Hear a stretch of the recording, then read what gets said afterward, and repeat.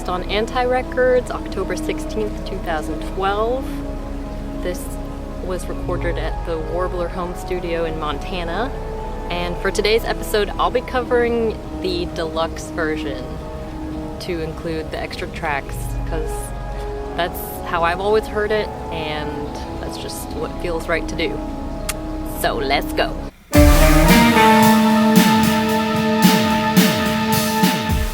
I love this intro. Feels like secret agent music or something. Actually, this song came on when I was on a run, and it's a fun song to run to because you can really dream into this feeling of escaping or heading for the hills.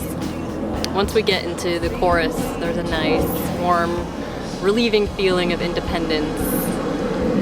This idea of being on a mission to disappear, not necessarily out of fear, but more out of self-preservation. Like when I was a kid and I'd see a wild animal in their natural habitat, I would get sad if they got skittish and ran away, but as I got older, they're just protecting themselves. So I love this idea of this character's point of view, like they'd sooner never be seen or heard from again than let their spirit be compromised. And I appreciate the use of the workplace language, like it's their job or duty to steer clear of things that might threaten their integrity. And it does a great job of setting up this disappearance theme that runs through the whole album.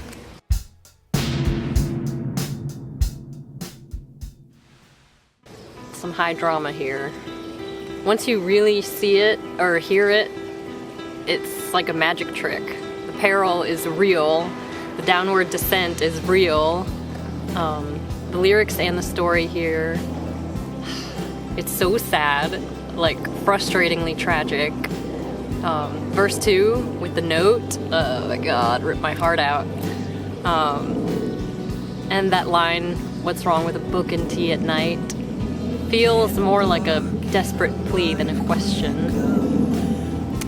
Quick thing about the Matterhorn, for those who, like me, know nothing about famous mountains and mountain climbing. It's in the Alps between Italy and Switzerland. It's sometimes referred to as the Mountain of Mountains. Like, there are other mountains named after this mountain. It's a pretty crazy shape. It's one of the highest summits in Europe and one of the deadliest peaks in the world. It's estimated that over 500 alpinists have died trying to climb it. And I'm gonna link below a very special performance of Matterhorn at Matterhorn.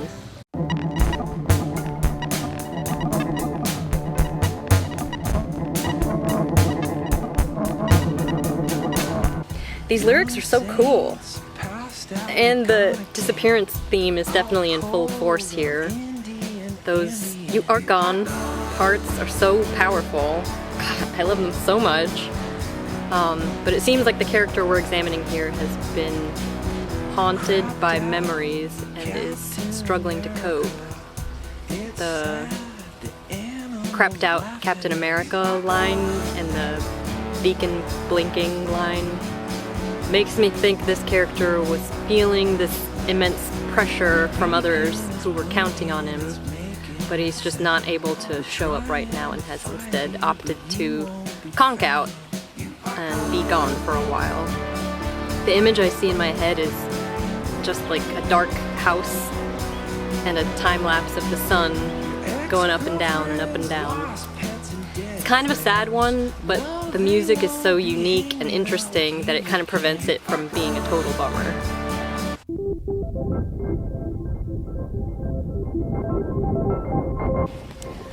I'm gonna read a kind of long quote I found. It's too good to not. Okay. But I edited it down a little bit. There's a little town in Montana called Bannock, and it's considered a ghost town. It's actually sort of marketed as that, tourism-wise, but it was totally off-season, and it's one of the nicest and most preserved ghost towns in the country, I think. But it was a gray, overcast day, off-season, and I was the only person there, and I'm wandering the streets of this ghost town, and they had a hanging gallows there that was once a functioning one. I think at some point the melody and the name of the song came at the same time, and I realized once again my undying fear of sounding too much like one thing. I was like, this has the possibility of sounding way too country. Not only am I not going to ask somebody to play pedal steel on it, I'm going to start the song off with all these sorts of interesting otherworldly synthesizer sounds, and then not only that, but try to make a song about a hangtown where a hanging actually takes place, and it's from the perspective of the tree that the guy is hanging from. That's all I can remember for fear of completely erasing the magic of it. This track definitely has this really special otherworldly quality, and it does retain just enough of that western cowboy country flavor. The thing about it that is most intriguing to me are the lyrics. The sorry cutout cowboys and the scented candle cowboys who tried to run this guy out of town. But it seems like this character stuck to his guns in the face of these phony balonies, and it may have resulted in his downfall, but in the end there's this spiritual grace and forgiveness, or making peace with whatever transpired. The guy who's been persecuted can take solace in knowing he did his best, and the ones who came for him, they didn't really know any better, so I don't know. Some really stunning lyrics, and while the imagery is eerie and haunting, it's weirdly comforting. This song makes me feel at peace. And the Hangtown alternate version. 1, 2, 3, 4, 5, 6. This one sonically leans even more into the ghosty vibes, and it's really atmospheric and feels like it's going in slow-mo. Or if you could see a visual representation, it would have like trails. It's really pretty, and for some reason that it's like you're on a bike line hits even harder in this alternate version.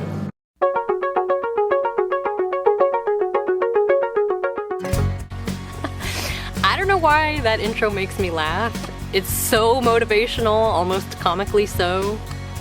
But this song has absolutely gotten me out of bed in the morning, whether from actually playing it or just quietly singing it to myself. Not from like being depressed or anything, just from being lazy.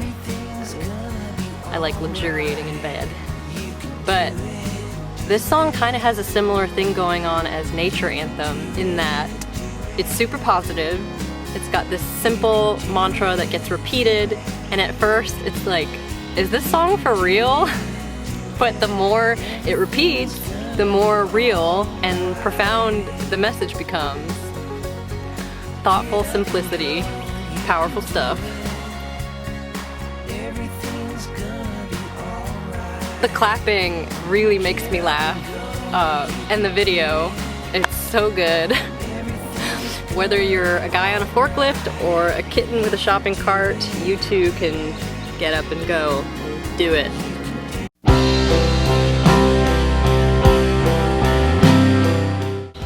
So I'm a little ashamed to admit that I was kind of sleeping on this song. I thought it was cool, but it didn't really click for me until kind of recently when I started my dedicated deep dive in this album. There was one moment where I was like, oh, this might be the most beautiful thing on this album, and it got stuck in my head for like 3 weeks straight. It was kind of nuts, but I digress. I love the storytelling in this song. It's got a very unique and purposeful structure to support the story. Kind of starts with a bang, and I love this heightened poetry in the first verse. Then suddenly we enter into this freezing, windy soundscape full of peril and piano. Then we find this character quietly going through the motions of his simple life, all while pining for this lost love. The same love that brought all this magic and splendor is the same love that caused this character to feel so much sorrow. It feels like an entire lifetime happens in this one song. It's got a little bit of everything: adventure, suspense, bird song. It has this gorgeous, tender, heartbreaking love story. It's got pure love and exuberant feelings. It's got an epic breakdown. This one really feels like getting lost in a landscape painting or something. And I'm gonna add this to the list of songs that I would love to see performed live with an orchestra. Also, the more excited I got about this song, the more interested I was in getting context. One doesn't need to learn about the term "the last problem of the Alps" to enjoy this song, but I wanted to have a deeper understanding, so if you're interested and want some imagination fuel, the last problem of the Alps is a reference to a very scary wall of the Eiger, a mountain in Switzerland, specifically the North Face, or Nordwand, or aka Mordwand, meaning murder wall. It's an extremely treacherous climb that tragically claimed a lot of lives of those who attempted it. Again, I know nothing about mountain climbing, so I watched this German movie, North Face, about this wall, and I'm glad I did, because it's one thing to read about this stuff, but when you see it unfold, you can get a better understanding of how dire the circumstances were for these alpinists. Like, something as simple as losing your glove at the wrong time can mean life or death. To be clear, I don't think the literal history has too much to do with the narrative in this song, but the high stakes of this impossible wall is definitely relevant to the sentiment of this song. I think this song is a total masterpiece, and it rocks. If you ask me, it's the emotional peak of the entire album, so I appreciate its placement as this like centerpiece. And then we find our way back down with the next song.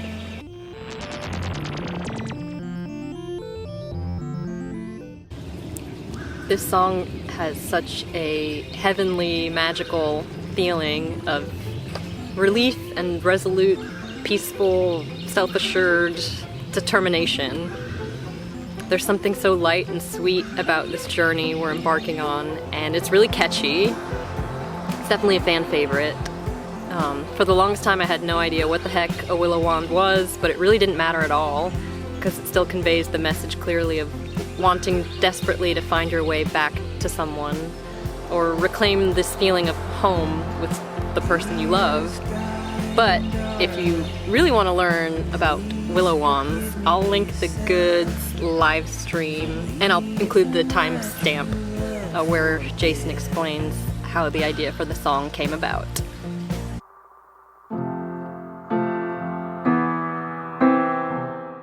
This one's an all-timer for sure. He really nailed it with this one, you guys. The music is stunning, the lyrics are heartbreaking. It's like a ballad of ultimate loneliness and longing. It's longing for something that was, while simultaneously longing for something yet to be discovered, but then also lamenting over the idea that that uncharted path is off limits or might be a dead end. How much heartache can you fit into one song?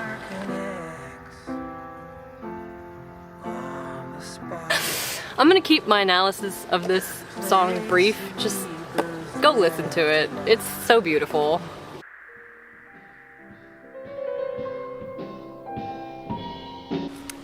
Here's a pretty and scrappy, essentially a partial cover of Chopin's most recognizable tune. It has this really delicate, dramatic sweetness that builds up and then kind of crumbles down. So I like that it's kind of Grandaddy-fied with these messy, idiosyncratic drums. And the title is just a really funny image.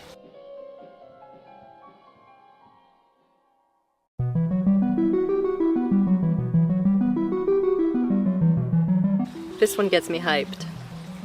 The music is really striking and hypnotic and mysterious.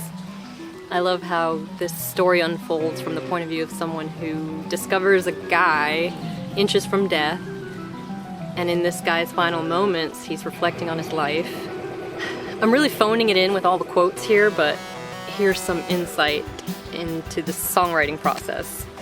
I had the music sitting around for a while. It was one of those pieces where there were too many loose ends, it needed words, it needed a story.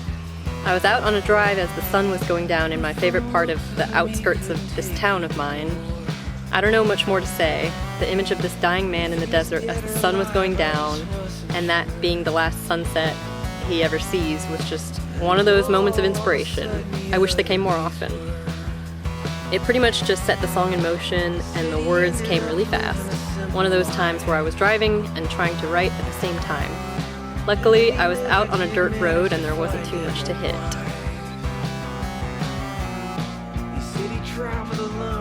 The chorus is really fun to sing along to, and I really like the culty music video.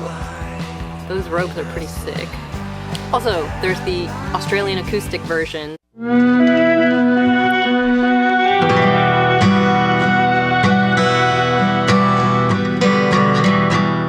Which is way slowed down, and I think you can hear the story a little clearer in that version.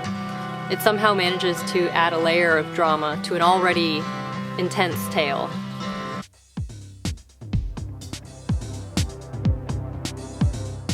This is definitely the song I return to the most out of every song in this particular album. I'm not exactly sure why. It's a heart-wrencher and feels intensely personal, which all the songs feel personal, but I guess this one feels maybe more autobiographical or literal, or compared to the other songs that have these stories and heightened imagery. But anyways, here we have a kid who frequently observes a miniature world in a storefront, and this world is so simple and easy to understand, but when he sees the real world and how confusing and complicated it is, he retreats or feels the need to hide away from the world. Then, growing up, it seems the instinct to hide maybe wasn't such a bad idea, because he's developed an appreciation for beautiful hidden things that might get overlooked but are deeply meaningful.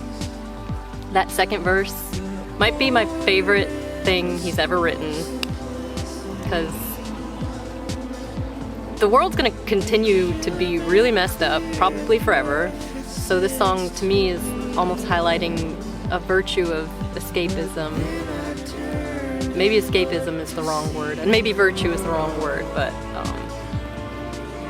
you can only control what you can control, so why not build a life for yourself where you can celebrate what matters to you, and a life where you can feel good about what you contribute to this effed up world.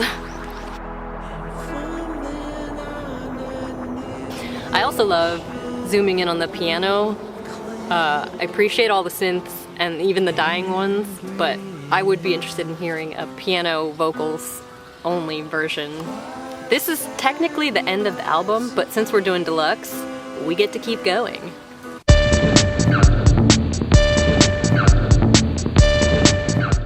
I love this song!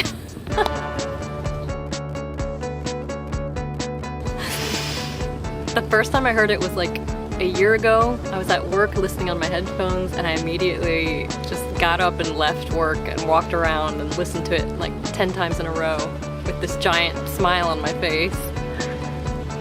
There's so much to love about this song. What a great feeling. It's so bright and has so much energy and enthusiasm, and it's kind of eccentric but in a really sweet, relaxed kind of way. It feels like being pleasantly lost in your own thoughts. I love the guitar, it's fun to dance to, and I love the inclusion of these skeptical entities and the very laid-back response to them. Far and away, my favorite made-up word, maybe ever. Yeah, this one just makes me so happy.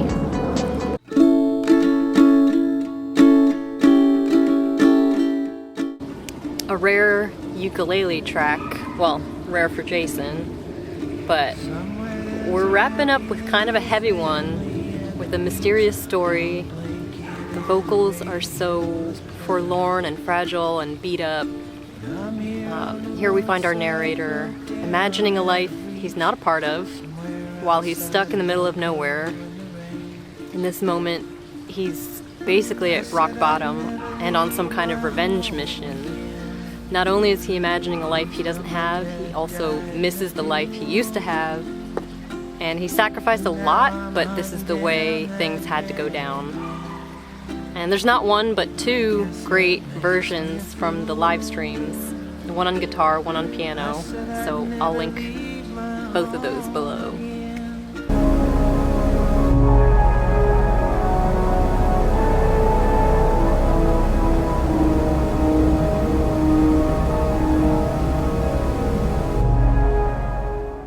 I am so impressed by every single song on this album. It's a wild ride. I've used lots of quotes in this episode, so here's another one. I think, if anything, some of the elements that used to drive a lot of my favorite Grandaddy songs home was this whole storytelling aspect. Yes, I swear I thought this before I read this.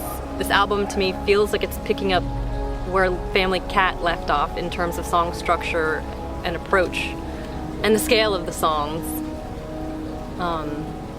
Creating these little worlds and creating sounds and creating lines where you almost have to create your own little image to go with what you're hearing. 100%, yes. It's a huge part of what I love about this album and his songwriting in general. These very distinct worlds and with the clear point of view, and they're rich with textures and feelings that transport you. I don't know, it just puts really clear images in my head. Something I noticed personally that I've thought about saying for other albums, but I bit my tongue because I thought it sounded silly. But it's definitely true for this one. I get a slightly different experience listening on my headphones versus listening out loud in a room. There's something about listening to it when it's out in space. It really feels like it comes to life, or you're like witnessing something cinematic. And as the cover suggests, there are a lot of moments that vividly feel like traversing a treacherous mountain landscape. I don't know, I love it. If you haven't heard it, give it a listen. If you have heard it, comment below what you love about Department of Disappearance. As always, thanks for listening. I'll see you next time.